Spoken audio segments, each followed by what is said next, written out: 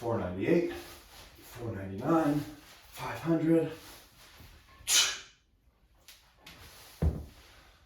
Oh, hello there. I was just doing a light kettlebell workout. Well, why would you be doing a workout when you're saying that kettlebell training is nonsense? Well, there's nothing wrong with doing a kettlebell workout, doing some kettlebell training, other than the fact that it's high risk, low reward. What do I mean by this specifically? High risk, meaning lots of chance of injury because of simple physics. This is not my opinion. I wish it was. I wish I was philosophizing here, but it's just simple physics. Force equals mass times acceleration. High speeds, high acceleration is going to mean high force. If you want to train your muscles safely, you want to minimize force. You want to lower acceleration. You want to move slowly. What's safer? Doing a fast motion with a heavy weight or doing a slow motion with a heavy weight? You want to control so that you don't have these peak forces. Again, physics.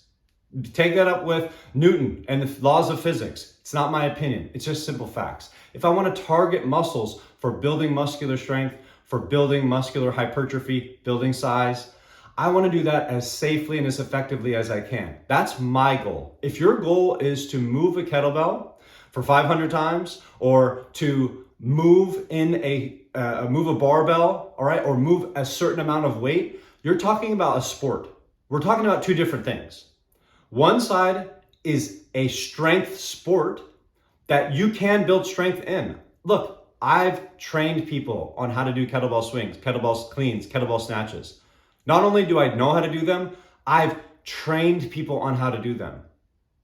That doesn't mean it's an effective way of targeting your muscles for muscular strength and muscular hypertrophy. It's a less effective way, and I talked about that in my last video, because we don't want to be efficient at moving. We want to be efficient at targeting our muscles, and by going slower, you're going to actually effectively target those muscles better because you're not using stretch reflex, you're not using momentum, okay? But if we're talking about strength sports, then hey, have at it, have fun, go after that. You're gonna build strength in those things. You're gonna go up in weight in kettlebell, on weightlifting, Olympic lifting, all those different types of things. You're gonna increase your weight. You're gonna get stronger at those skills if you do them. It doesn't necessarily mean that it's an effective tool to use when there are other tools at your disposal. If you don't have any other tools, if all you have is a barbell, then you're gonna have to use certain exercises. If all you have is kettlebells, you're gonna have to use them. But if you have the ability to use a different tool, you can't then tell me that kettlebells are safer than using a machine or using a barbell, all right? Or using a dumbbell, using a barbell, right? You can use a barbell, you can make it safe, but using high force, right? Mechanisms like doing a max repetition, risk of injury. High mass equals high force, mass times acceleration, high speed, Olympic lifting, clean, snatches, dumbbells or kettlebell, swinging, all those types of things. They're gonna be high risk, low reward. You're not gonna get the muscular gains out of it because you're gonna be using momentum, you're gonna be using a skill-based movement, which is again, working on efficiency of movement. Somebody commented about efficiency. You want to get efficient at targeting your muscles, not efficient at moving. The movement will be targeting your nervous system, your coordination, those things so that you get better at that skill. When you target your muscles, somebody was talking about, okay, you want to use your nervous system to grab more muscle fibers. That's going to happen whether you do a kettlebell swing or whether you do a machine.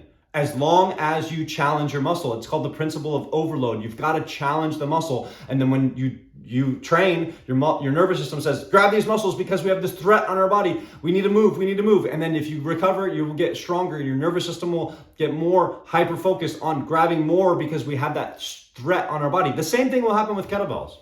Yes, it can happen with kettlebells, but with a high risk. High risk for injury because of those high speeds. Again, force equals mass times acceleration. It's not my opinion. Take it up with Newton. Now, there is other ways. I'm going to give you an example. Mark Hasanovich, he's a strength coach.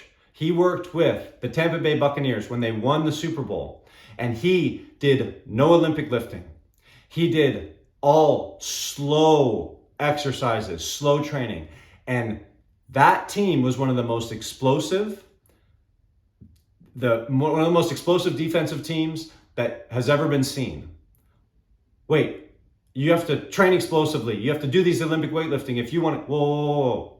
There's proof that someone in the NFL, the highest level of professional sports, they weren't doing any of those things. And when I put them on film, you're not going to be able to tell the difference between a team that was doing Olympic lifting and the team that was doing slow training. Why? Because their sport is a skill-based thing. You can get results doing anything. It doesn't mean it's not without risk. I'm not trying to say that it's not a way to get to train. Yeah, there's many different ways to skin a cat. But what I'm trying to say is there's a safer way. And Mark Asanovich, when he was training that NFL team, he had in mind, I want to get these guys to the Super Bowl as safely as possible. You still see tons of people in the NFL doing these crazy Olympic lifting. There's nothing wrong with it other than the fact that there's a high risk. Why wouldn't I save that risk for the field?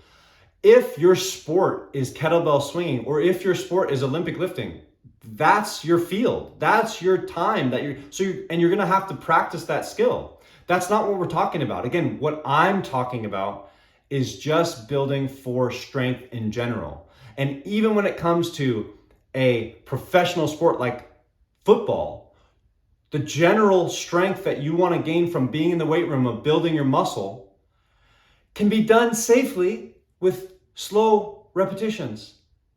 That's the entire point. It's physics. It's not my philosophy. It's not my opinion. It's high risk when you do things with high speed and high weight. It's low risk when you do things slowly and with moderate weight. That's the facts. We can sit back and forth and argue about, do strong people, some of the strongest people in the world? Yeah, because they're strong. They compete in kettlebells because they're strong. They were drawn to a strength sport because they're strong, not because kettlebells are some magic. Strong people go to the gym. I've heard stories about people bench pressing 415 pounds their first day in the gym. Do you think they weren't like, wow, I like this because everyone else is bench pressing 225? And that was Eddie Hall. Eddie Hall went to the gym. He's a swimmer. He went to the gym and he bench pressed 415 pounds his first day when he was like 14 or 15 years old. The guy pulled 1,200 pounds doing a deadlift. He's built for strength sports, so he gravitated towards those things. That's what it's like when people gravitate towards these things. There's nothing wrong with that, but that's what you gravitate towards because you're strong. People who are flexible gravitate towards yoga. There's all these sport-specific things that happen. Can you get flexible doing yoga? Yes. Can you get strong doing kettlebells? Yes. But are there more effective ways of doing those things? On the yoga side, I don't know. I'm not a stretch expert. On the kettlebell side, I am a strength expert. That's what I do. I have multiple certifications. I have a degree in kinesiology, and I have an obligation to my clients to find the safest, most effective ways of doing their goals, which in this case, what I'm talking about is muscular strength, muscular hypertrophy and size.